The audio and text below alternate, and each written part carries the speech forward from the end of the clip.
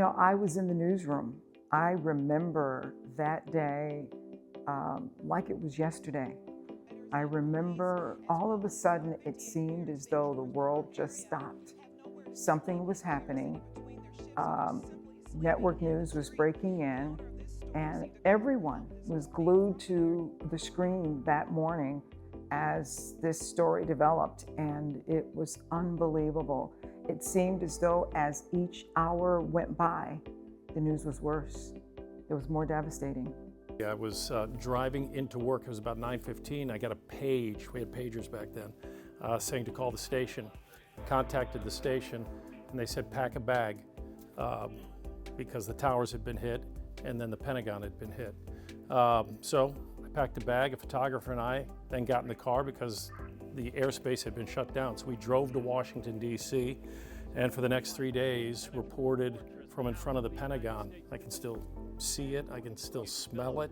I met a Marine who was on the military joint security staff force, who was in charge of security at the Pentagon. I interviewed him the year after 9/11, and he gave me this emblem here that I carry with me on 9/11 every year.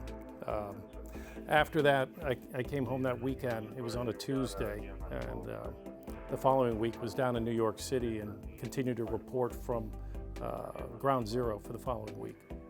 I had just interviewed here at Channel 10 the Friday before 9/11. So I was back up in Watertown, New York, working there.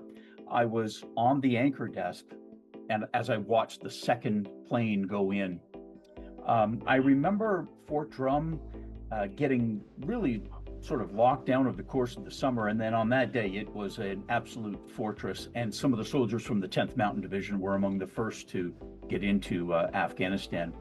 I remember the scariest moment of all is when we heard somebody over a 911 dispatcher talk about a plane that was unidentified plane that was flying towards Oswego, and we knew that there was the nuclear power plant there and that the prevailing winds were coming towards Watertown.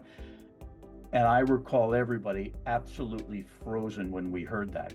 Turns out the pilot just was unaware that they should have been landing, and so it ended up being nothing. Within a month, I was here at Channel 10 and starting to report on families of American service members who were already fighting the war on terror.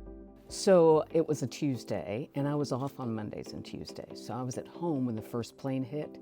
I then called my two best friends from high school, one of whom is in New York, and he's an opera singer. We just wanted to make sure he was okay. And while I was on the phone with them, the second plane hit. And that's when I said, this is terrorism. I'm going into work. So I went into work, and we worked all day, nonstop. I was the breaking news reporter. So I would find out new information, and they would come to me in the newsroom with the breaking news. I just remember being numb. I was it was beyond me that something like this could happen in this country on our soil.